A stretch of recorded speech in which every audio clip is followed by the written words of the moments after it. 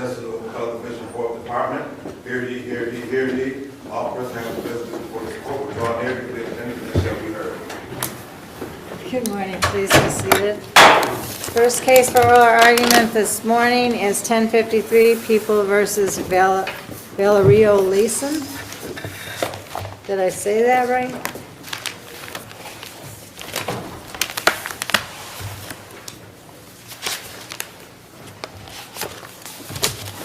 Good morning, Mr. Cox. Go ahead. Well, you have to unmute yourself. We can't hear you.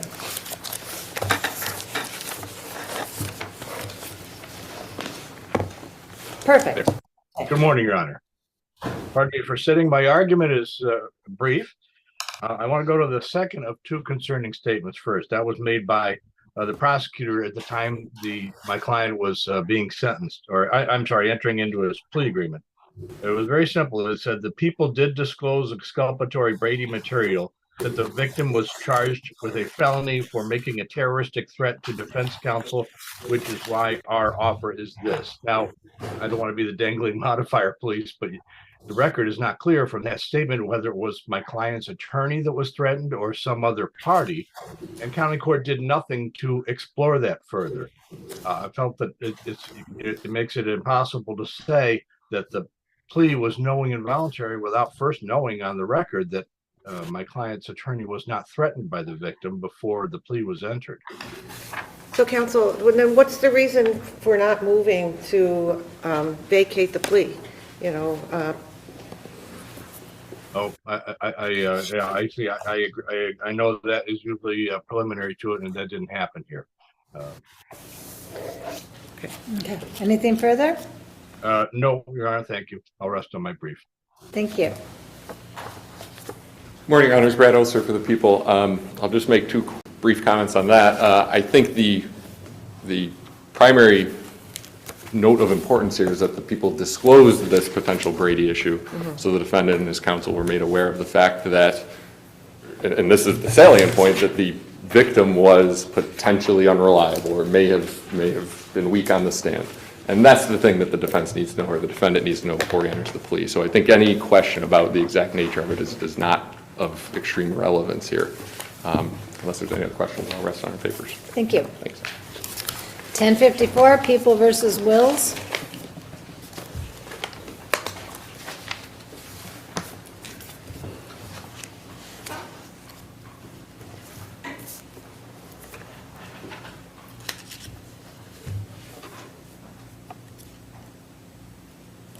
Hello, Mr. Keem. Can you please unmute? Good morning. May it please the court, Brad Keem for defendant appellant. I'd like to focus in on point 3 concerning the OGA second. We recognize that counsel didn't adequately preserve this issue, but we'd ask this court to review it as part of the weight of the evidence review or in the interest of justice. The interesting thing about this OGA second is that the indictment alleged that appellant refused to comply with Deputy Phillips' order to exit the vehicle. There was nothing physical about that allegation. We assert that since he didn't physically interfere with Deputy Phillips when he refused to exit his vehicle and instead just locked the door, that it doesn't account for the express provision of the OGA statute. Unless there are questions about that issue or the other issues that we raised, then we'll rely on our brief. Thank you. Good morning. May it please the court. Josh Tanner on behalf of the people. With regard to either the sufficiency or weight of the evidence, I would submit to the court that there was more than simply verbal interference in this case. The Court of Appeals in Devonell applying case said there has to be something more than, there has to be some degree of physical interference. In this case, you had not just the defendant saying, I'm refusing to get out of the car, not just locking the door. The officers were then required to open that door, and when they do, he dives into the middle of the car, requiring him to be physically removed. I would submit that whether the court is looking at this based on the unpreserved sufficiency argument or in its weight of the evidence review, that the jury didn't misapprehend the evidence that was presented before it. It had the video, it had the testimony of multiple officers demonstrating that the defendant did in fact physically interfere with the officers attempting to perform their lawful duty, and the verdict should be upheld. Thank you. 1055, People versus Bermudez. Good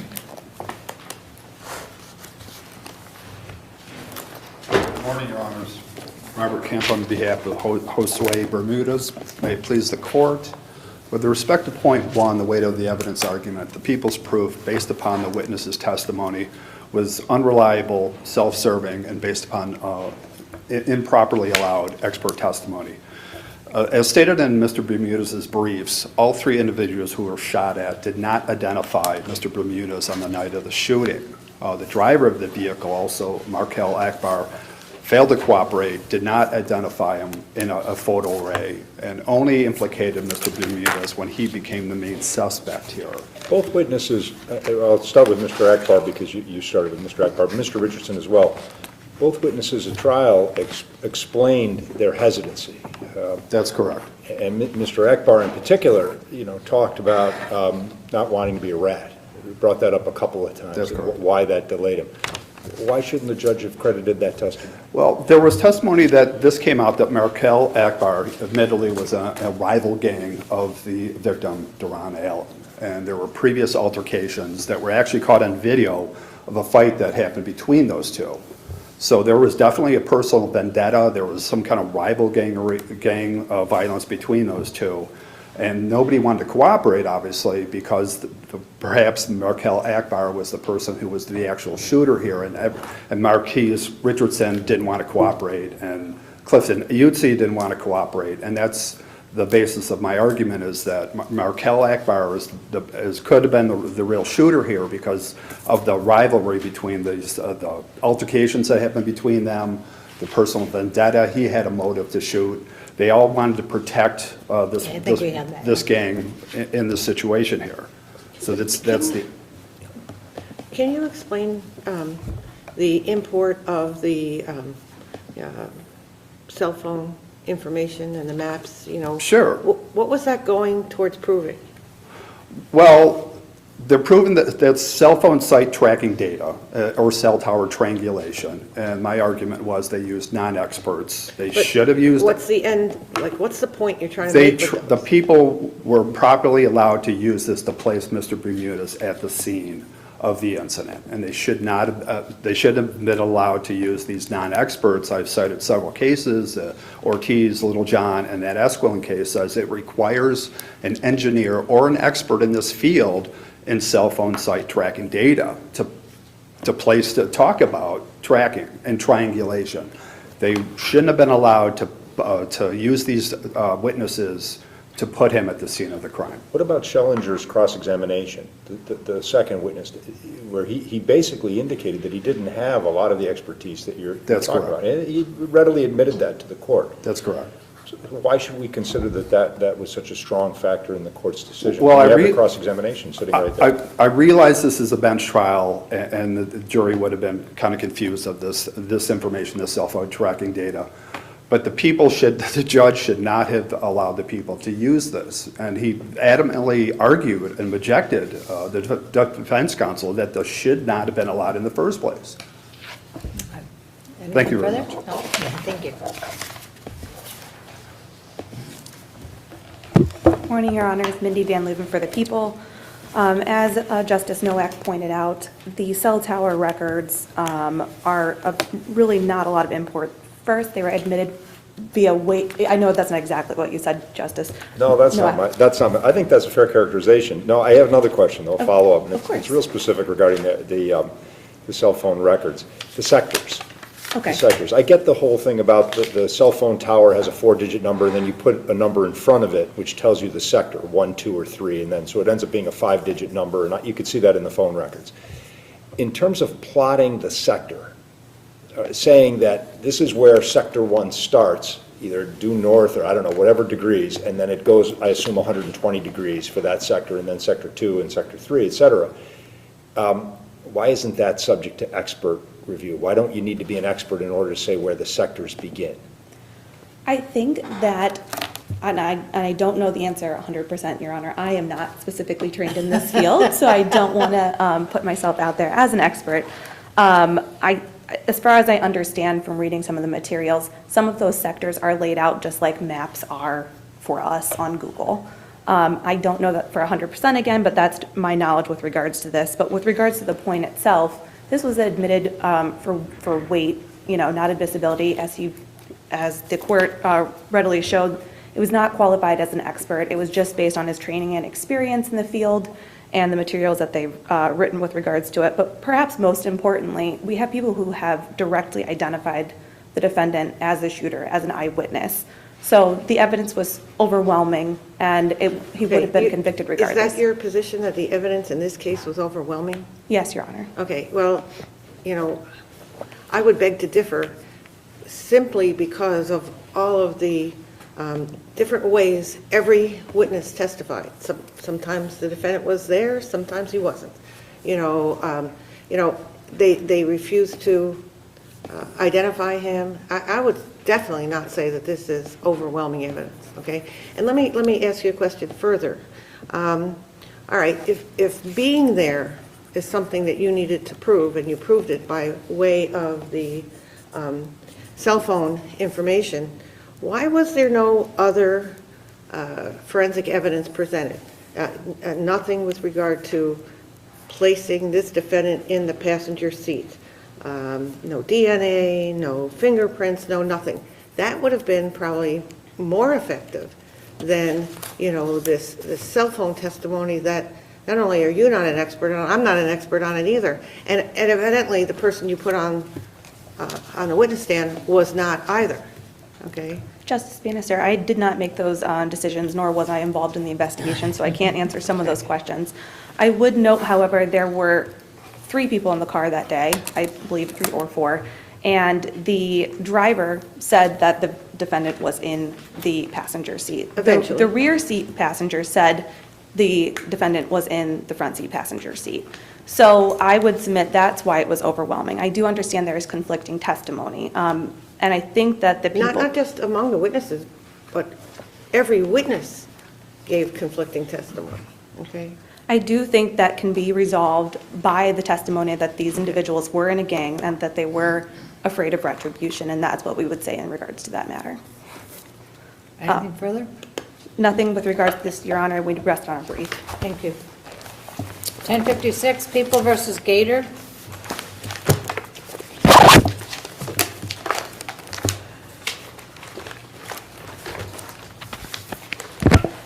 Morning, Your Honors. Susan Hutchison for the appellant, Javon Gator. May it please the court. I will be addressing points 1 and 2 of my brief. Mr. Gator was denied a fair trial here because of the use of the propensity evidence. The trial court erred in allowing the use of Mr. Gator's street name because the name Animal suggests a person of violent...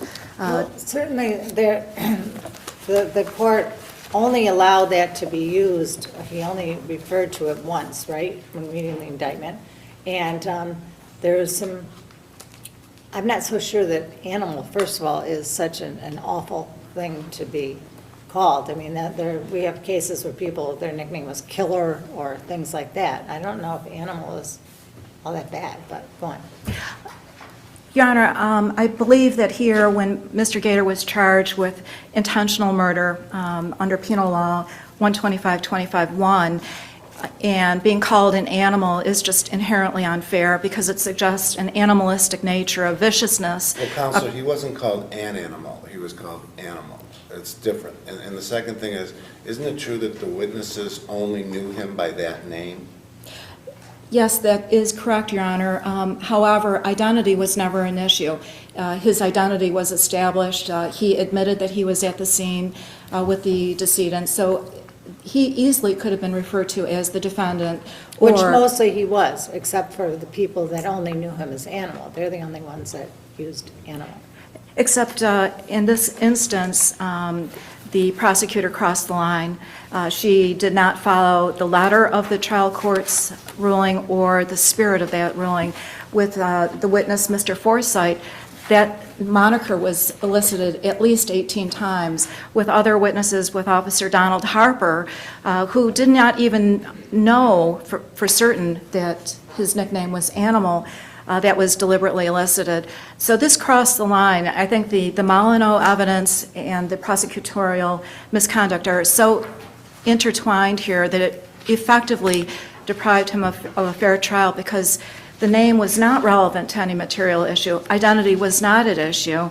And in weighing the prejudicial value against the probative value, there was no probative value. Okay, we'll look at that very carefully. If there's nothing else, then we would rest on our papers. Thank you. Thank you.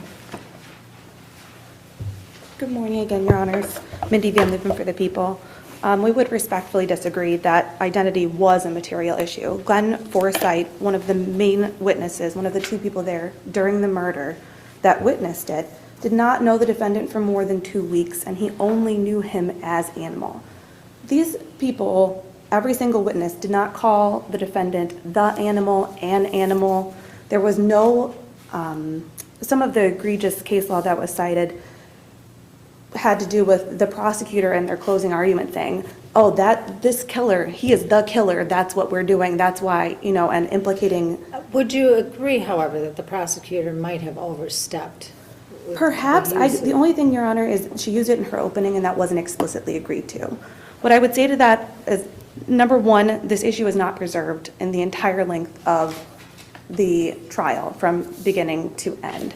And I think that's important because that could have been a way for the court to have done something in this matter, or the people to have done something in this matter to be able to fix it, and we have preservation rules for a reason. You would agree, however, that if, objecting every time when it's said and the word is said, that now you're drawing the jury's attention to it over and over and Absolutely. I do exactly think that this is a strategic way for the defense to have handled this, to not bring attention to it.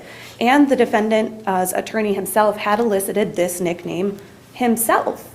So I do think it was a strategic way for the defense to handle this matter.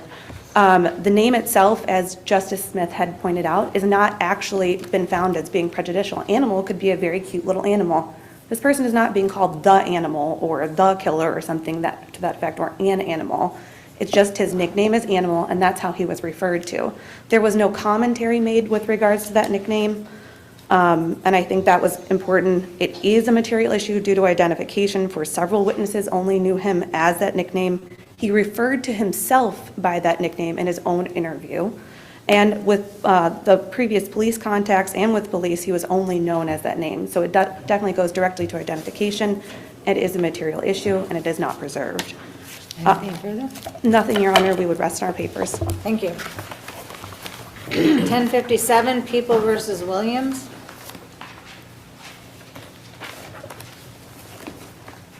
Oh, sorry, I'm looking out there.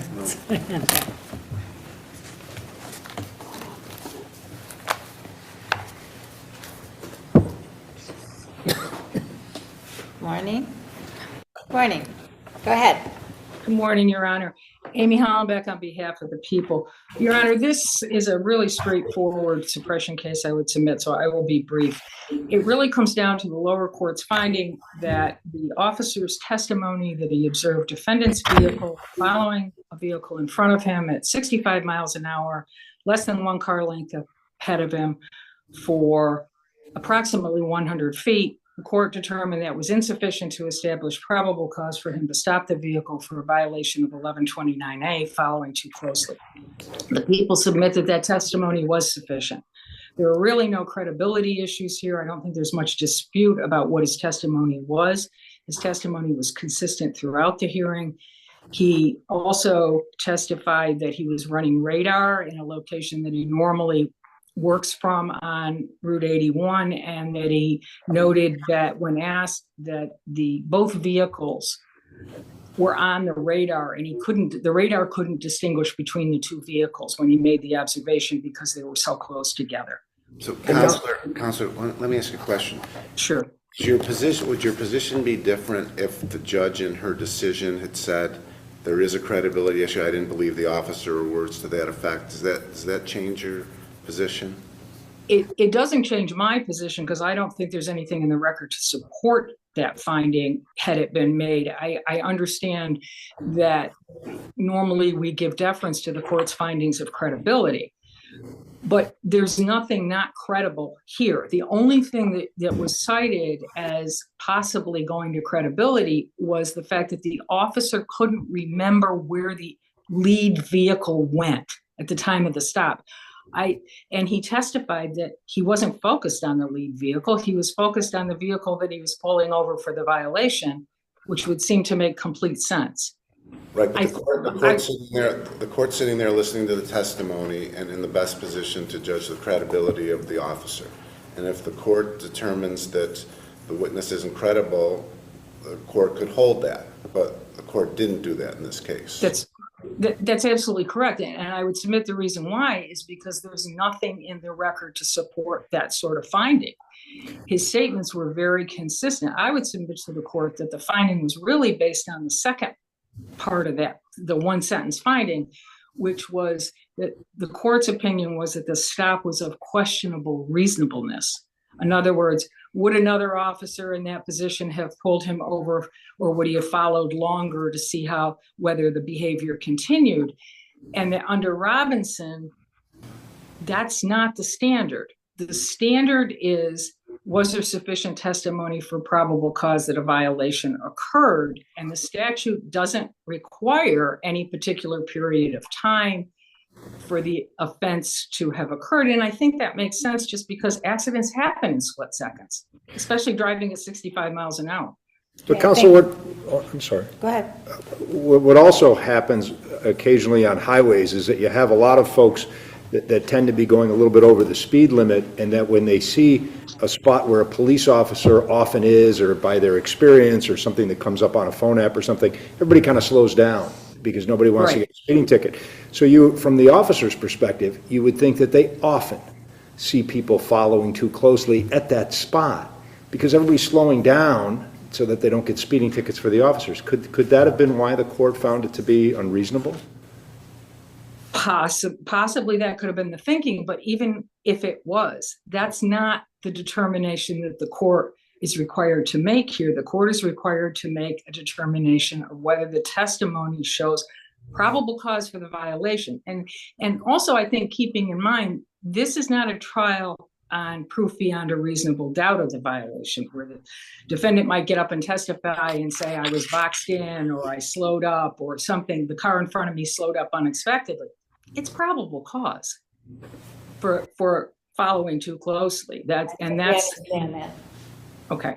And I would submit that testimony, that the officer established that probable cause, and whether the court thought a different officer would have done differently, there was nothing to indicate there was any other motivation on the part of this officer. He was running routine patrol.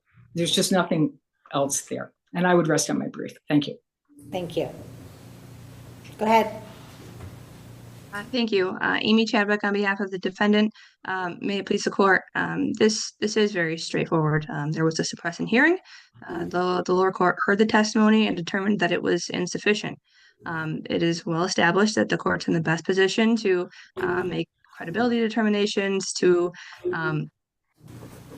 hear the testimony, they see the demeanor, and that their factual findings and their determinations are entitled to deference, unless they're clearly erroneous. It's not clearly erroneous here. Given the conditions, it's not unreasonable that the judge found this wasn't enough. It was dusk. They were going 65 miles an hour. The observation would have been for about 1 second. And as it was mentioned, maybe the car in front of him just hit the brakes as soon as he saw the cop. There's not any reason to overturn and overcome the deference that this judge was entitled to. Thank you. 1058, People versus Schultz. Good morning, Your Honor. Justice Schultz. Thank you. You knew I was going to ask you how to say it. Okay. Philip Rothschild, may it please the court. The prosecution in this case never met their burden of establishing the lack of suggestiveness of the Schultz procedure. Show-ups are strongly disfavored as suggestive, and even where admissible, all of the circumstances must be scrutinized carefully by the court for suggestiveness and reliability. There were multiple problems here. First, as this court in Hunt said, witnesses observing a handcuffed defendant being removed from a police vehicle press judicial tolerance to its limits. Here, Mr. Schultz was identified while his hands were cuffed in front of him and he was chained to the seat of a police van. So in addition to something which presses something judicial tolerance to its limits, we also have police misconduct. The police, as this court said in another case, police shouldn't tell witnesses they picked the right person. But that's precisely what Sergeant Hillman told the Smiths. He said, "We got him." And while the lower court thought that was after Ms. Doe made her identification, if you look at the tape, it was actually before any identifications were done.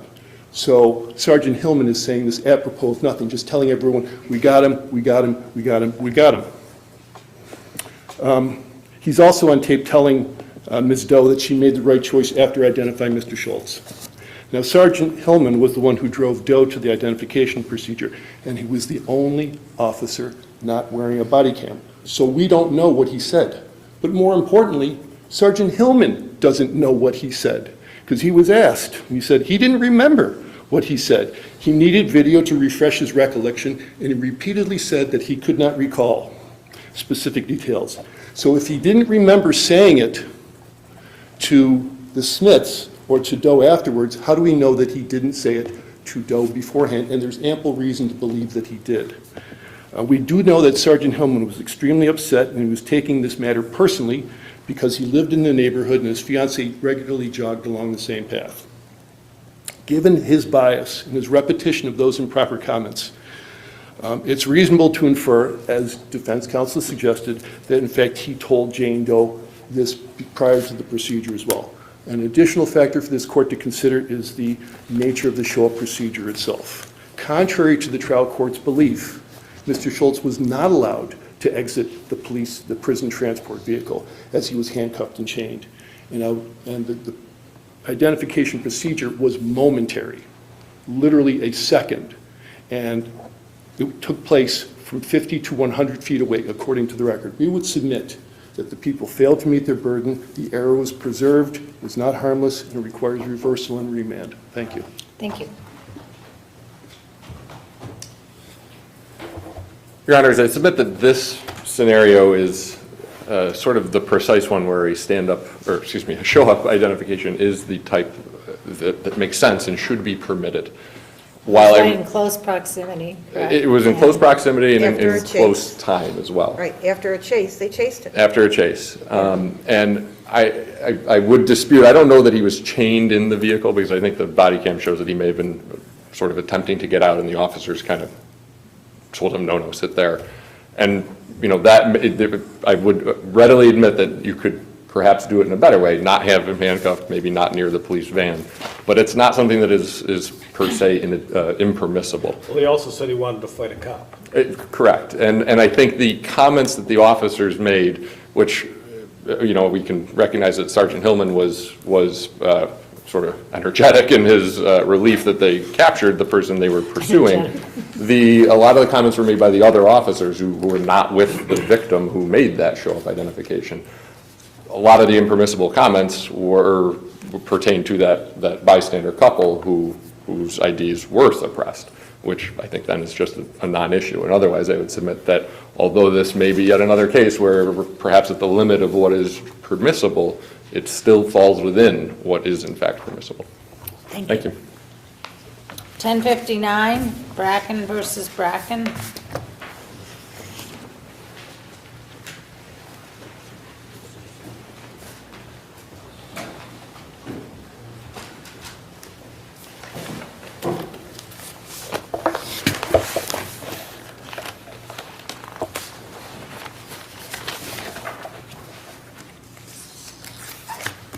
May it please the court, Gary Muldoon for the mother, Swag Bracken. This is a custody appeal where the mother had to represent herself at the end of trial. When the mother sought to remove her attorney for valid reasons, the judge offered her no real choice. How many attorneys had she gone through? Just one. This was just the only attorney, Mr. Menard, who was from the Public Defender's Office. There was no indication in the record, as best I can tell, that there has been a repeated problems with attorneys. That she offered grounds of poor communication and also disagreement over strategy. Those are perfectly valid reasons. Mr. Mulder, what about the timing of her request for new counsel? Is It's- that problematic? If poor communication and disagreement over strategy occur later on or during the trial, then it's appropriate to bring that up. Now, this is a case that had been over non-consecutive days, actually over non-consecutive months. So to ask it after the second day of trial, sure, that's a little bit, I'd like to have a change of facts on that. But it's also important that there was no rush to have this case tried the next week. Okay, so, but the timing, just so I understand it, is there were 2 days of testimony, and she asks for a new lawyer on the third day of the testimony. Like, she could have asked after the second day and given the court a little more time to be able to keep that date with her having new counsel in place. I respectfully differ with the court on that. She made the request and was in court a week before the third day of trial. It was on that day that she said, I need to have a new attorney. I'm having difficulties, various reasons that she offered, and the judge said, you're not going to have an attorney. These various reasons are important, though. I mean, she was filing her own papers, pro se, even though she had counsel at the time, correct? I don't believe the record shows that she was interfering and acting pro se. She filed her own pro se enforcement petitions while she was represented. And if she's filing an enforcement petition, she's not represented on an enforcement petition. So maybe it's unwise for her to have done so, but I don't think that she is acting pro se in an inappropriate manner in this case. What's the good cause she showed? She said that she had poor communication and had disagreements over her strategy. And what's interesting is that her attorney, Mr. Menard, said, Your Honor, we do have some disagreements. And he was not disagreeing with his client. But the judge seemed to be putting all the blame on the mother, that she was the one who was at fault and that she was the cause in being somehow disruptive. And I don't think that is shown by the record whatsoever. Wouldn't it be a fair interpretation of the attorney's response to this to say he wasn't going to throw her under the bus, essentially? Like, that's why he didn't, he just said, yeah, we're not getting along. And he's not I don't know that, I would not make that inference, Your Honor. I would respectfully disagree that that's a fair inference. There may be various inferences, but the judge basically said, Mr. Menard, thank you very much. Here's your hat, what's your hurry? She excused the mother's attorney very quickly, I think almost in mid-sentence, saying, you don't need to say anything more, goodbye. The issue of good cause was decided, I agree with you, it was decided the week before at the special proceeding on November 5th. But the issue there again is, do you have good cause to get another free attorney through that office? And the answer the judge said was no, but you're free to get your own attorney next week when the trial resumes. When they resumed the next week, the judge did go through a colloquy about whether you want to proceed pro se, and it seemed to me that your client indicated, I want an adjournment. And she said, well, but do you want to proceed without counsel? Do you want to proceed self-represented pro se? And then she said yes. Your Honor, and really the only issue was an adjournment at that point, and by that point the child had been through a lot, and so the judge said no to the adjournment. But why was the colloquy insufficient? The colloquy was insufficient because the judge did not tell the mother at the time of the week before that of the dangers of going pro se, and did not advise her of the ability to get another attorney. The judge's denial of an adjournment, I think, is a separate error that exacerbates the error that already occurred here. But she took no testimony on the third day until she went through the whole colloquy and made sure that she was ready to proceed at pro se. And, Your Honor, I would respectfully suggest that telling the judge, or telling a client at that time of the dangers is like closing the barn door after the horse has already left. It's a little bit too late. And as I note in my brief, it's equivalent to, in the criminal sphere, of advising the person that they're waiving their appeal at the time of sentencing, rather than at the time of pleading guilty. That's the time that it needs to be advised. It was of no use to tell this woman that she's of the dangers of going pro se at the time. She's already stuck going to trial, and she's not going to get an adjournment. She's going to get nothing from this court. Right, so you don't just, because the court did say, I want to be sure that you understand the dangers and disadvantages of giving up your fundamental right to counsel. And I think that that's extraordinarily late in the game. If the judge wanted to do something, the judge should have done it at the time of the week before. So that would be my position in this matter. If there are no other questions, I'll submit on all other things. Thank you. Thank you.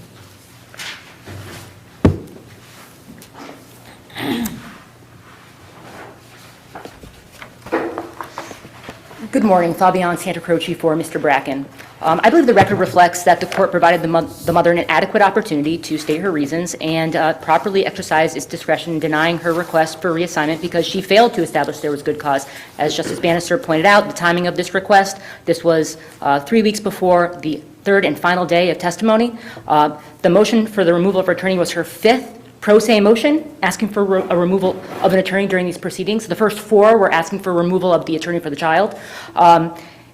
The effect of the timing on the progress of the case, I believe one of the justices mentioned this, this impacted the child greatly per the attorney for the child. At the time she requested removal of the attorney, the initial petitions filed by her had already been pending for almost a year, and the attorney for the child consistently discussed how ongoing litigation between the parties negatively impacted him.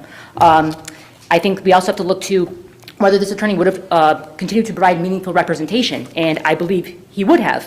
He had elicited beneficial answers from her on direct examination. He competently cross-examined the psychiatrist. He had planned on calling 2 witnesses. I think he was demonstrated great patience with her, and going to him admitting that there was a breakdown in communication, there's case law that says that, to the extent that an attorney admits to a breakdown in communication, and that breakdown is due to, the client's unjustified hostility, and there's 2 First Department cases about that, that does not require reassignment. And I believe the record reflects that the mother would not have been happy with any attorney unless that attorney did everything she wanted them to do. She did not like the answer no, and that's shown throughout the record. As for the searching inquiry, as was discussed, I believe the first searching inquiry could have been better. 1 week passes, and the court goes back and says, are you sure you want to proceed pro se? And then goes through an expansive colloquy. Nothing happened in that 1 week. No testimony was taken.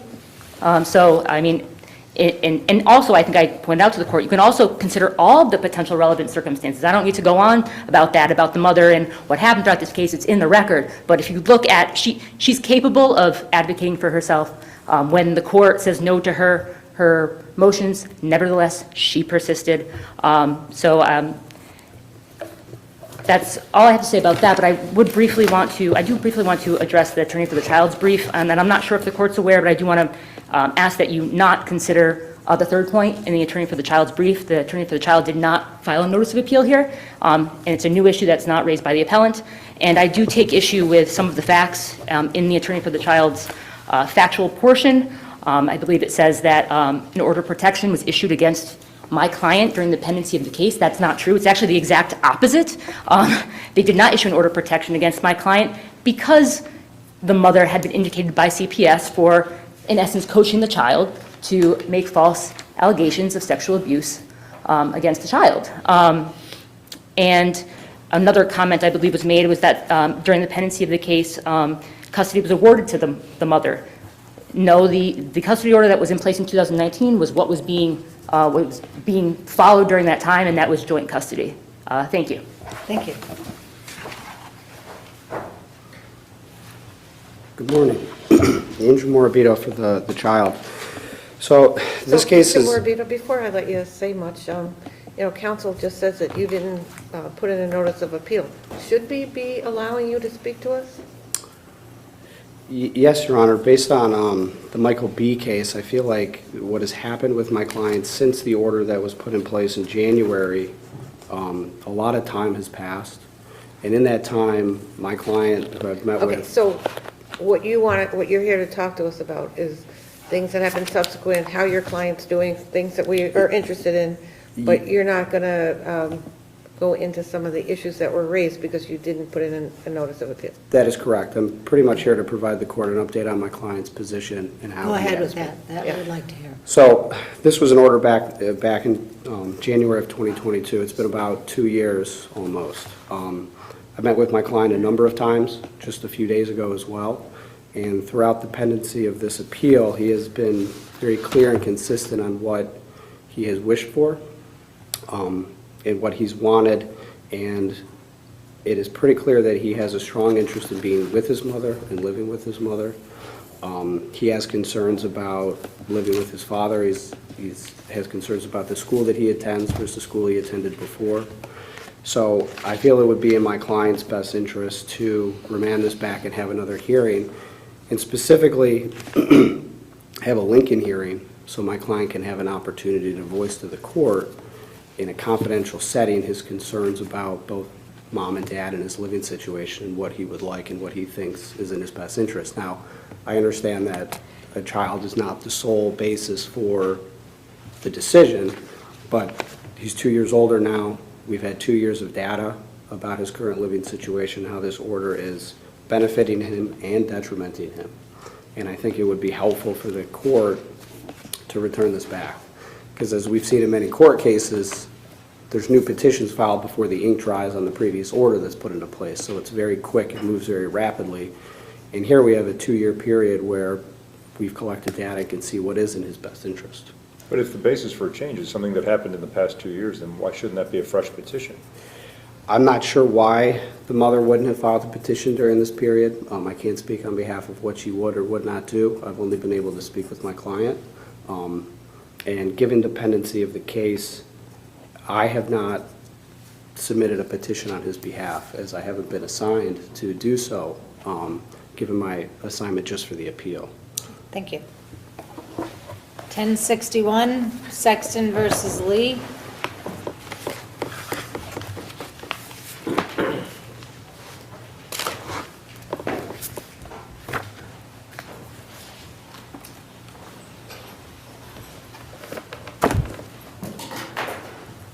Good morning, Your Honors. James Hobbs on behalf of the appellant, Mr. Lee, the father. My primary position in this appeal is that the facts shown at the hearing below did not make out a change of circumstances warranting a review of the custody determination that had been agreed upon and court-ordered years prior to this. The case is somewhat complicated by the fact that it began with very strong allegations of abuse made by the mother against the father, allegations that were investigated twice by CPS and the police, and both times came up with finding of being unsubstantiated. But those allegations took this case on a years-long detour in which the child was placed with the mother, supposedly temporarily down in Florida, and it took almost more than 2 years for a hearing to take place. During that time, the child, was in the mother's presence and under her influence, and these allegations continued to resurface, but they would never surface and be made again in the father's presence. As far as we know. Okay. Yeah, the evidence at the hearing showing, the court did not rely on these allegations of abuse once the hearing took place, but instead pointed to health needs, school records, and so forth. The health needs are very complicated because the record is pretty unclear about whether these were unmet needs in Rochester or whether they were health needs that arose and were just taken care of while in Florida in the 2 years that the child stayed in Florida. I think we understand that. Okay. I addressed each of the other factual findings in the briefs, and if the court doesn't have any questions about them, I'll rest on the briefs. Thank you.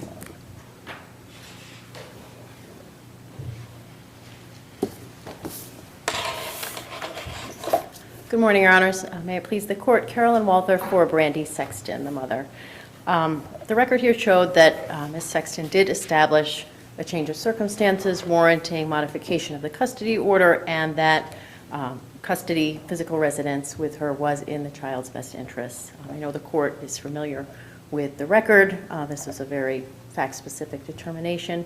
I will just note with respect to the health needs, there was no testimony that the child's health needs were in fact being addressed in Rochester, and in fact there was testimony, I believe by the father's partner, that his dental care at least was something that was not being addressed in Rochester, and that was something that was borne out by the fact that he needed 5 tooth extractions upon arriving in Florida, and the mother obtaining dental insurance for him.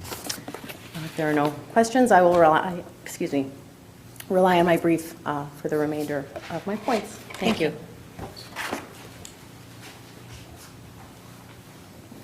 May it please the Court, Natasha Burdick from the Legal Aid Society of Rochester on behalf of the child. I submit that the court does have a sound and substantial basis in the record to make the finding that there's a substantial change in circumstances that warrants a need for the change, and that it was in my client's best interest to change. How is he doing? He's doing fantastic. He plays violin. He had his holiday concert actually last night, and it's my understanding that father has not reached out to him, and he actually has not seen his father That was the next question. in person since he was in Rochester for his Lincoln hearing. Dad has not availed himself to the parenting time that was awarded to him at the end of the trial. Thank you.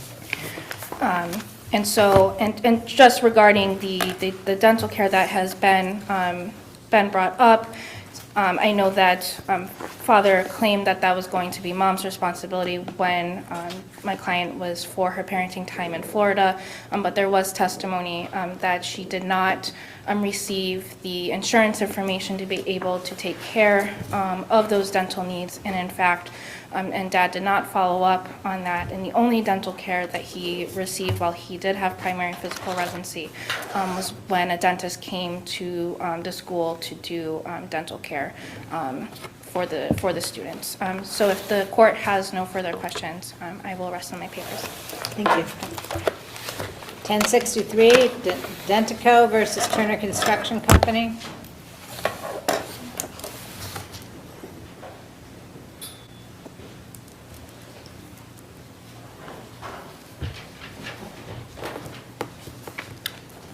Good morning, Your Second, Honors. we just have Oh, I'm to sorry. wait.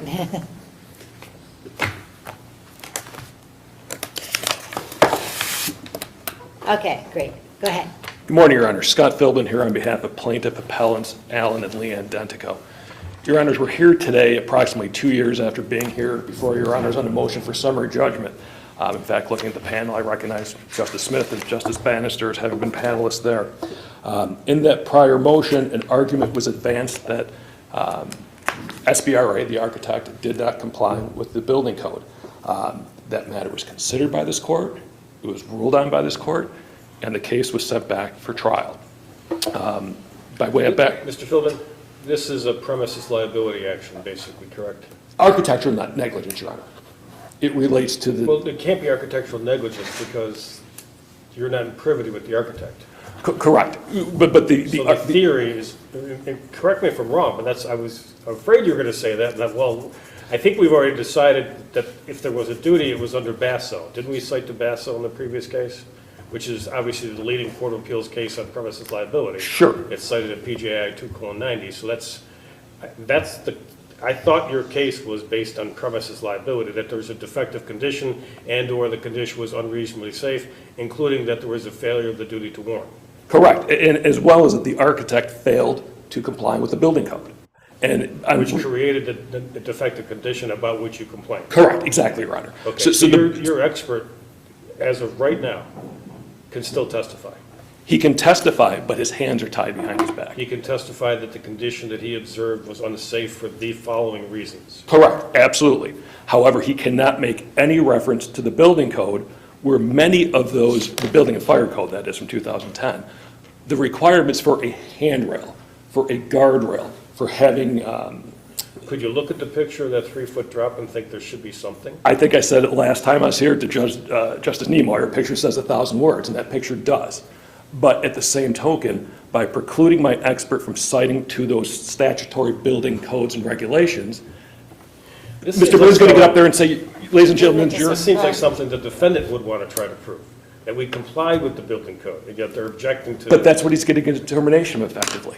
He can say to a jury, ladies and gentlemen of the jury, my client is an architect. You will not hear one thing here today in this trial about a violation of building code. He can say that now because of this decision. That's up to the trial court to rule on that down the road, because if they preclude you, you would think, the general rule of law, right, what's good for the goose, et cetera, that kind of thing. I'm not sure that always applies. No, you're right, but I think one of the things you said is key, down the road. And that down the road point is upon the close of proof. We were effectively denied the opportunity to get that point because the submissions here on the motion to eliminate were identical. It was the same expert report. Mr. Philbin, if the defense opens up a trial and says you won't hear anything, et cetera, the court could then allow your expert potentially to say, well, wait a second, if you're going to put that at issue, isn't this something for the trial court to figure out down the road?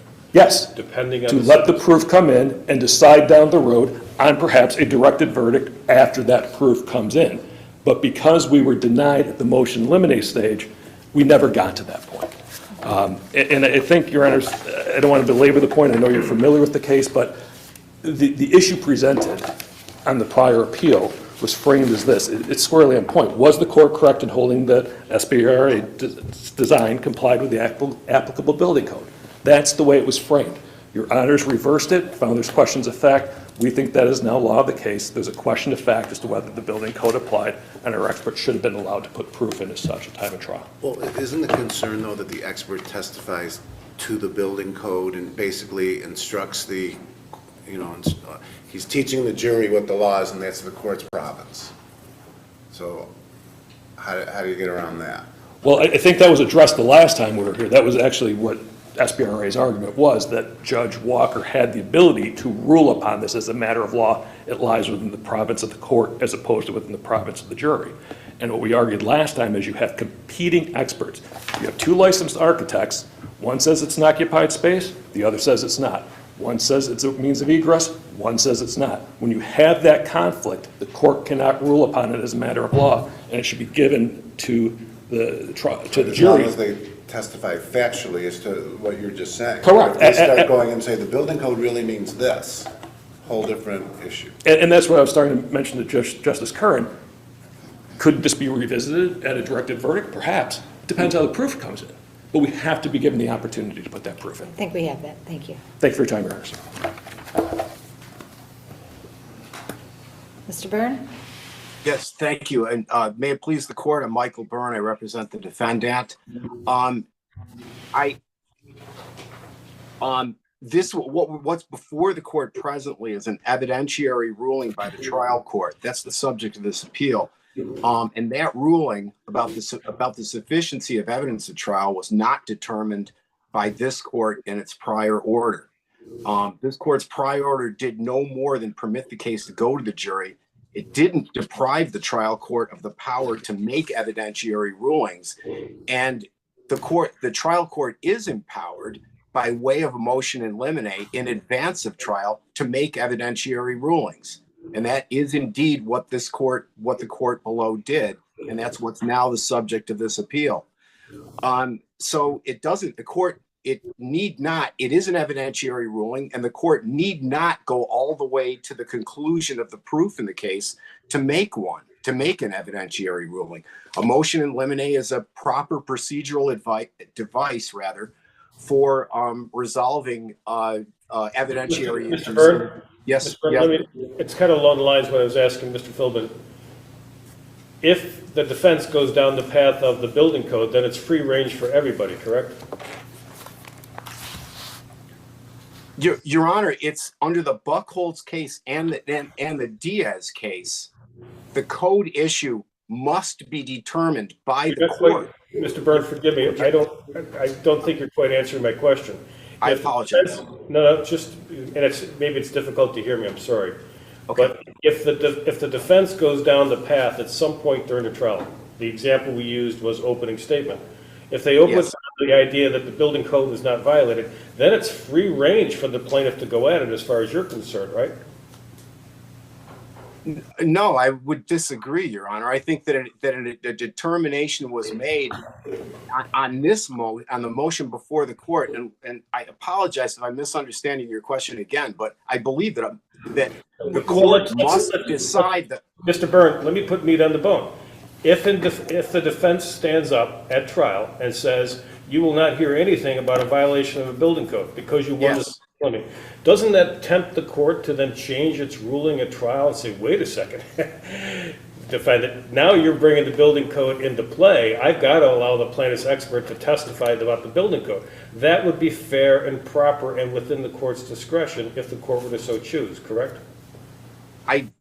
I don't believe that it is, Your Honor, because I believe that under Buchholz and Diaz, the court and the court alone must make the determination about the code, which takes that issue away from the jury and would require, the defense could certainly comment on the fact that the code has been complied with, and that would become part of the judge's charge. But it must be determined by the court and that's what Buchholz says largely. It says you can't just have competing expert opinions and put that before the jury. The judge has to decide. The court must decide that issue. If that's your position, shouldn't you have moved for summary judgment on this issue as opposed to a trial evidentiary motion? Your Honor, that issue was, and this goes to the issue of the argument about the law of the case. That issue was raised on the prior motion in summary judgment, but it was not addressed by this court in its prior order. I would submit to you that on the summary judgment motion, which was the subject of the prior order, that was addressed to the merits of the case.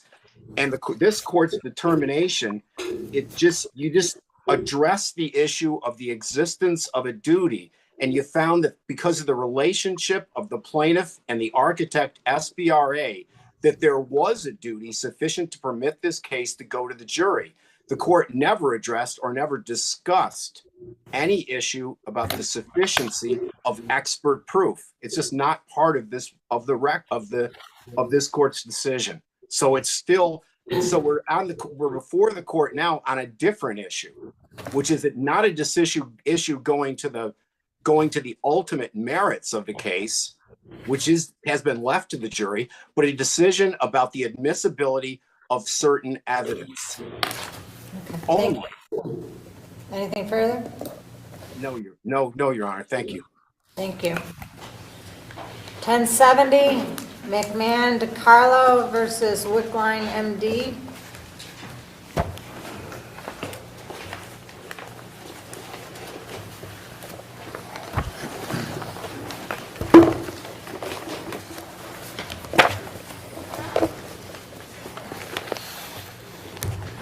Well, good morning to the court. Good morning. And a special good morning to Justice Greenwood. I haven't had the pleasure of appearing before him since his appointment. And special good morning, Your Honor. May it please the court, Robert Lom for Plaintiff Curry, McMahon DiCarlo. This is my 49th year of appearing at the Appellate Division. And every time I appear at the Appellate Division and it's a motion for summary judgment, I always am accused of being conclusory, and of course everything is hindsight. This particular case, that is not so, and usually it's not so. One would think that after 49 years, I should probably learn not to do conclusory affidavits. This affirmation is right from the medical records. It is in basically the same format that I use at trial. Doctor, do you have an opinion? Yes, I have an opinion. What is the opinion, and what is the basis of that opinion? My experts started out with Dr. Wickline, the defendant's operative note and post-operative note. Counsel, before you get into it, I don't want to interrupt, but what I want to ask about is a little bit preliminary to that. Your expertise with respect to hip replacements, with respect to this type of procedure. Can you comment on that? Why is his expertise generally sufficient? Well, as an orthopedic doctor, but the fact that, have you done hip replacements, that kind of question. I used, and necessarily to answer that, he's board certification. And BJI, for example, in 2150 teaches us board certification is a national certification. The doctor has been certified for many years. He's a fellow in the Society of Arthroscopy inside the joint. He knows the way. 242 medical, continuing medical education hours. He has to put up his privileges and take a test, oral.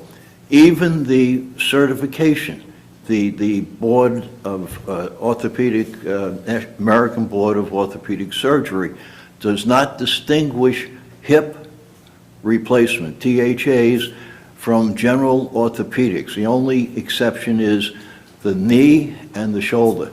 It's subsumed into general orthopedics. Thank you. So maybe that's a long way around the pond, Your Honor. Okay. Sorry. And those of us who have been around these cases for a while might have a clear understanding of that, okay? But the allegation is that your papers don't spell that out and don't tell us the basis for why this doctor should be able to opine about that doctor. Are we just supposed to infer from the board certification that in fact all of the basis for your expert to be able to opine are in that explanation? He's board certified. Well, Your Honor, again, I'll have to return to the PJI.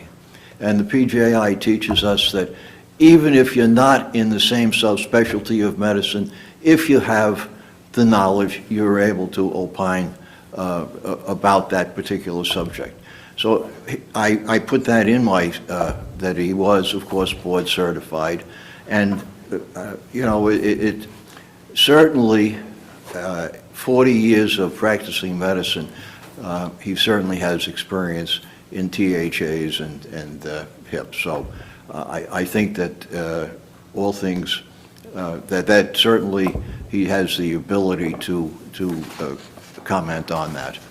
Thank you. Returning to my second point, I do not believe that my affirmation was conclusory, nor in hindsight.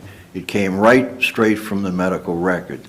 The opinions came from the defendant Whitline's operative note and post-operative notes on care. The basis of the opinion came from the hospital, from special surgery, and Dr. Rodriguez, what he found at his third operative or operation, and then reported that, and that was the basis of my expert's opinion about the findings are right there, and then it was textbook medicine what Dr. Rodriguez did, and nothing more. Thank you, Your Honor.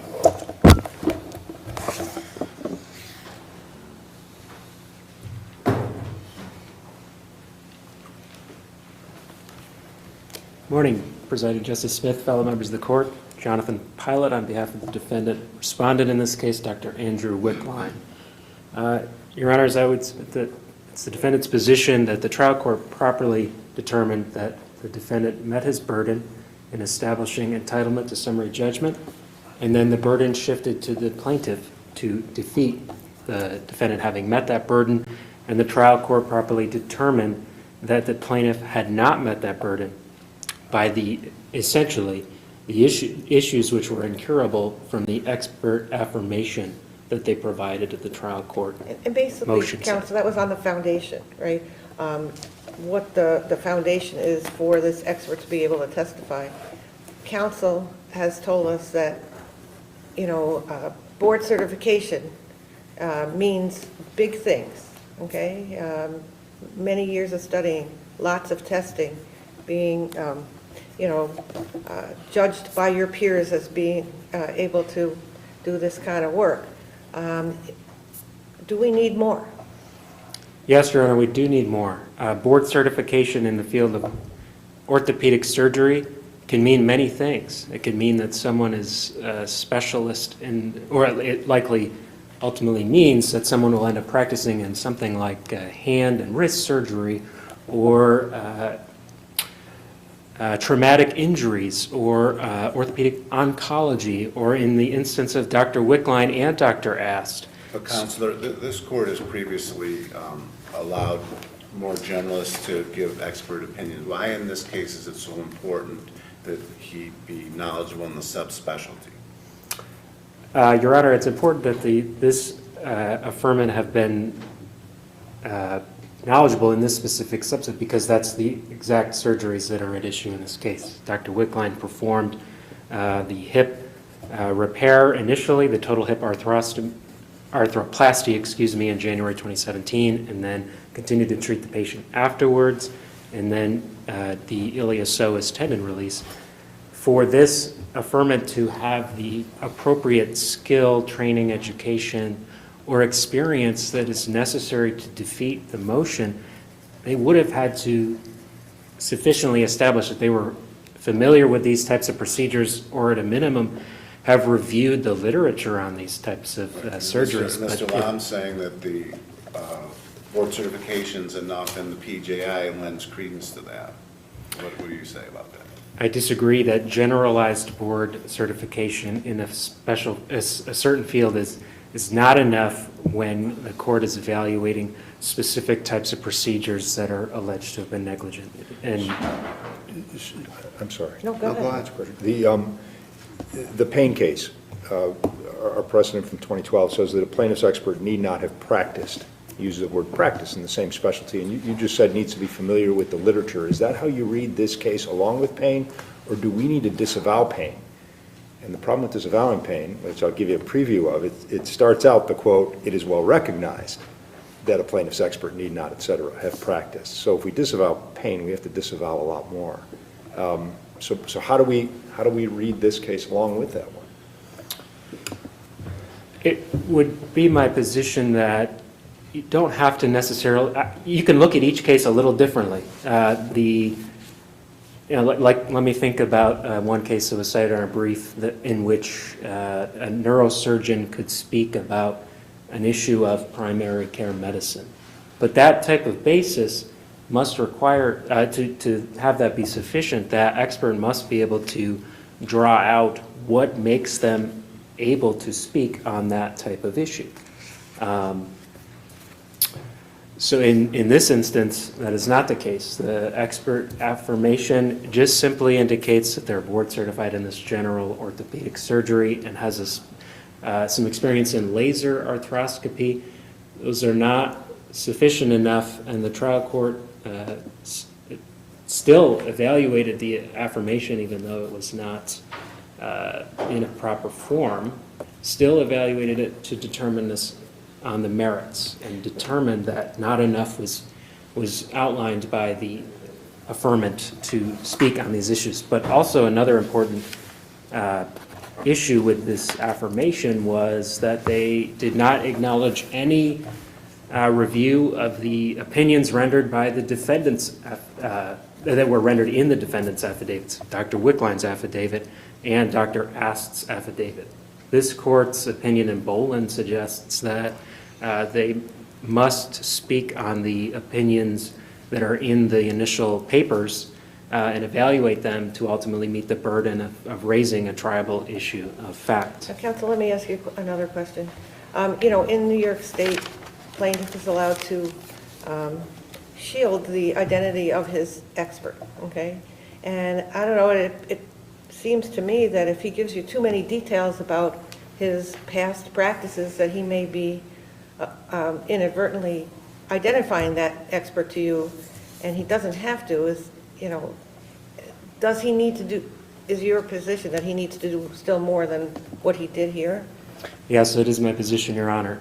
We respect the fact that there is a limiting amount of information that the plaintiff has to provide for their expert witness to defeat a summary judgment, or in the instance of an expert witness disclosure, but they still have to give enough information. And in this instance, it would have been enough information to show that this affirmant could speak upon the subject treatment at issue here. And just a general board certification in the field of orthopedic surgery, I would posit, is not enough. We wouldn't ask Dr. Wickline to speak on an issue of orthopedic oncology, for example, because he doesn't practice in that specific area. So, Anything further? with that being said, Your Honor, I would otherwise rest on my brief. Thank you. Thank you very much. 1071, which is Delaney versus Syracuse University, and Justice Greenwood is recused on this matter.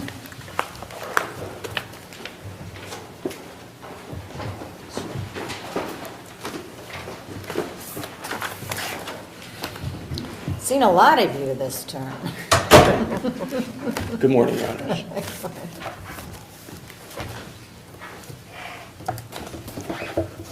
Matt Kaiser for the appellant, John Delaney, and the issue in this case is whether the recreational use statute nullifies a sidewalk owner's duty of reasonable care. And the common law has said for over a century that there is a duty of care, and it extends to pedestrians, and it extends to tricycle riders, bicycle riders, scooter riders, foreseeable users.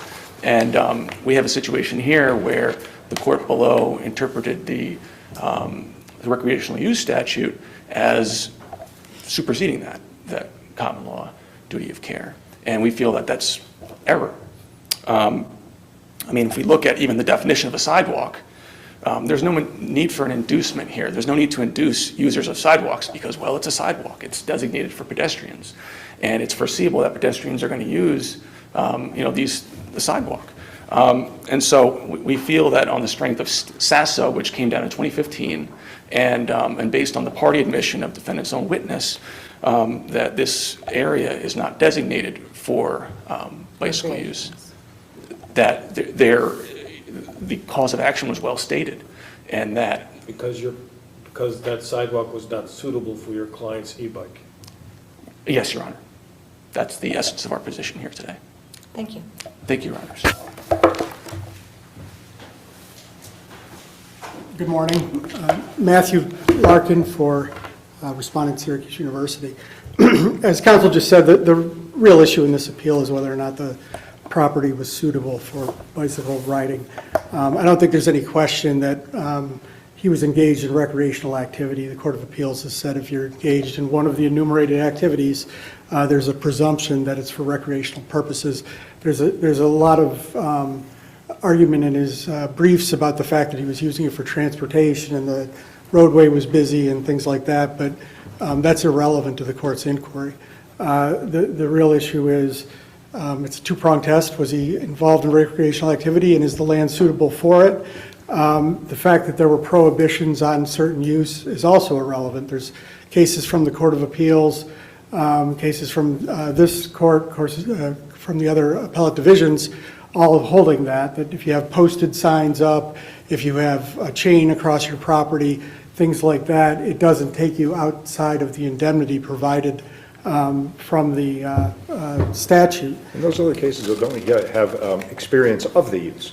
Say, well, gee, I have a sign up, but everybody's still using it. People are still driving their ATVs through, or whatever the vehicle may happen to be. Not all of them. I mean, there was a case that out of the second department, it's in my brief, involving the Archdiocese, the Catholic Archdiocese there, where they had put up posted signs, they had called the police, they had chased people off their property, and the court still held that it was still suitable for the recreational use.